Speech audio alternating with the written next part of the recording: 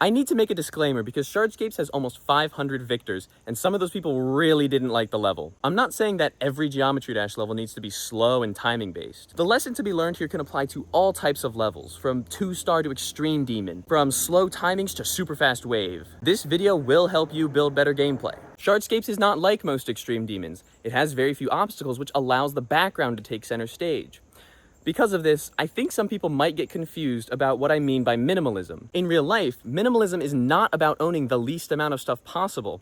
It's about only owning things that bring value or meaning into your life. Similarly, in Geometry Dash, specifically gameplay design, minimalism is not about using the least amount of objects possible. It's about being intentional with how and where you place obstacles, making sure you only use things that bring value to the level. To understand what I mean by this, we need to understand what a timing really is. So let's go inside. A timing is a single input or release a player makes to guide their icon in a desired trajectory. The majority of gameplay is a composition of timings. There is another type, I'll get to that later. One individual timing can be broken down into two things. There's one thing that prevents you from clicking too early, and one thing that prevents you from clicking too late. Let's take a look at a simple example. There are two spikes to jump through. Pretty clearly, this one will prevent you from clicking too early, and this one prevent you from clicking too late. As another example, the triple spike simply moves the too early click to the other side. This can get more complicated though. You can make a timing like this, where the obstacle that prevents you from clicking too late isn't a spike, block, any kind of an obstacle. It's actually missing this yellow pad. You could argue that the spikes above the pad are actually the obstacle here, but I prefer to describe these timings from the player's perspective. When playing the level, I would intuitively be looking at the yellow pad, trying to make sure I hit it as late as possible. Now this can make for some pretty gimmicky gameplay, but the point is, every timing has two click preventers. Now this can go wrong when what the player expects to be the two click preventers actually aren't. I mean, we've all had that experience where we've died to an obstacle that we didn't even know could kill us. It's frustrating. Let's look at this timing. Similar to the first one I showed you, most players approaching this timing would intuitively assume that they just have to jump between the two spikes here. However, this spike here isn't actually what prevents the late click. If you click really late here, the spike on the ceiling kills you, which makes it the late click preventer. The ground spike actually just enforces a click between these two, but because of the way the level is structured, most players would get tricked into assuming that they're actually jumping between these two spikes. You need to distinguish between functional and visual obstacles. With a triple spike, the spike in the middle is visual. It helps the player quickly recognize what the timing is and make the setup look more complete. In this instance, it works as a visual obstacle because if you do die to it, you were gonna die anyways. Always ensure that a visual obstacle cannot kill a player when they otherwise would have survived. This is really easy in 2.2. You can turn the no touch option on for any spike to allow the player to simply pass through it. I would caution against abusing this though, because a player might get confused if it becomes too obvious that they're passing through obstacles. But what does this have to do with Shardscapes? As you might be able to guess, the obstacles being so sparse means there's less room for random things to kill you unexpectedly. Each timing presents the player with 2 click obstacles and delivers on your expectations. This makes every death feel fair.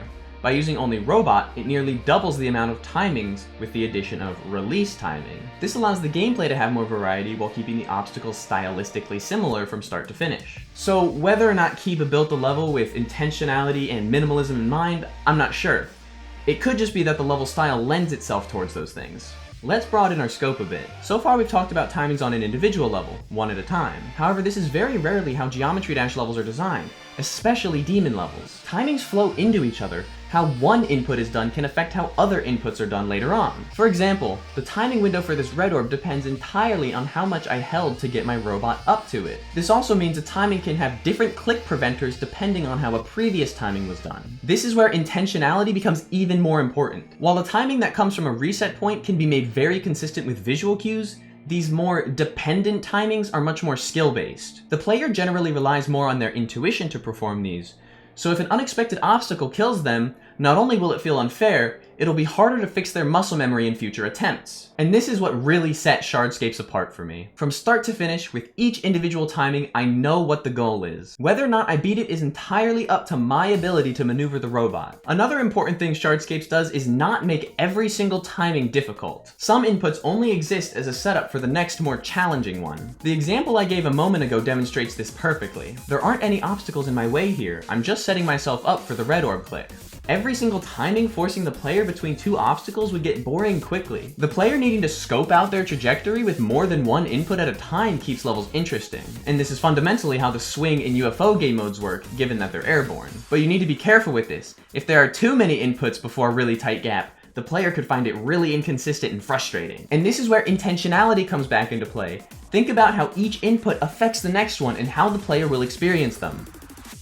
Like the video if I need to get a haircut, or if you're enjoying the video. Earlier on, I alluded to a different type of gameplay, something that doesn't involve timings whatsoever. I'm not sure exactly what to call this, but it's any gameplay element that doesn't lay out individual timings for the player. This could include a straight fly or straight wave section, a UFO spam, or those brutal silent club corridors. These elements rank highest on the skill-based scale when it comes to gameplay. All inputs are dependent on the previous ones, so you have to be constantly paying attention to your icon and adjusting your inputs accordingly. Shardscapes features none of these, given that it's all robot timings. However, these elements can still be great when used with intention. For example, I find the ship part in Solar Flare to be somewhat overwhelming. The obstacles are inconsistently scattered to form the corridor, making it harder to read. I struggled with the first ship on Bloodlust for a similar reason. Making the corridor more intuitive helps the player understand what they need to do. When done right, you can use these elements to create more variety in your gameplay, keeping it interesting. Now, there will be sections of gameplay that the player can complete in more than one way. Let's take the funny wave spam in Devil Vortex. You could simply spam to get your wave through, like most players,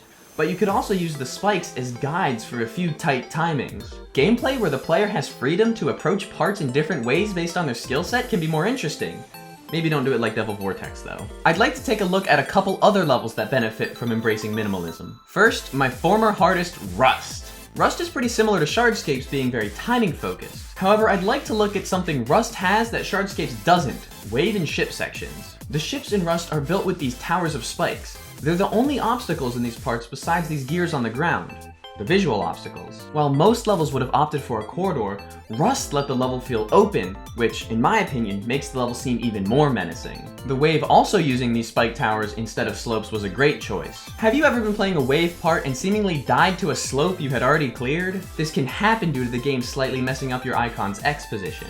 While, at the end of the day, RobTop is to blame here, minimalism can still help us. With this wave corridor, let's decide which obstacles should be able to kill us and which shouldn't. Applying our minimalist principles gives us this. Much better, right? Well, not really. The gameplay is functionally identical and you probably won't run into an unfair death, but it's visually much worse. This is a good reminder that minimalism isn't always about deleting as much as you can. Instead, it's about intention. Let's add everything back. This time, we will make the slopes on the back side of each structure purely visual. They serve no physical purpose, as once you pass this slope, they should be untouchable. I actually did this in Critical Heat while optimizing the level. The next thing we do is ever so slightly adjust the hitbox of the rest of the slope. We don't want the player to just fly freely, even if it does make their death inevitable. These slight adjustments ensure that no position bug can kill you in this wave corridor. We were able to apply the principles of minimalism without ruining the aura of the structures. The other level I'd like to talk about is the all-dual extreme demon, Dole Damos.